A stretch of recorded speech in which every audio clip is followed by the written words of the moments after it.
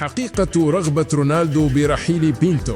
ما هي حقيقة رغبة رونالدو برحيل بينتو؟ السؤال الذي يتردد بين عشاق الكرة السعودية ونادي النصر، خصوصا بعد مسابقة كأس السوبر السعودي والذي انتهى لصالح الأهلي على حساب النصر بركلات الترجيح. تقارير صحفية نقلت رغبة المهاجم البرتغالي كريستيانو رونالدو في رحيل بينتو عن النادي والتعاقد مع حارس جديد للموسم المقبل، ونخصص هذا الموضوع للحديث عن حقيقة رغبة رونالدو برحيل بينتو وعن أهم التفاصيل المتعلقة بالموضوع وتواصل غياب النصر عن منصات التتويج منذ 2020 رغم وجود كوكبة من النجوم في صفوف الفريق ومن ضمنهم البرتغالي كريستيانو رونالدو خلال نهائي السوبر السعودي الذي لعب في هونغ كونغ بدا العالم على أعتاب كسر هذا النحس ورفع اللقب، غير أن الأداء السلبي من حارسه البرازيلي بينتو أثر على نتيجة المباراة، وهو ما أعاد لساحة النقاش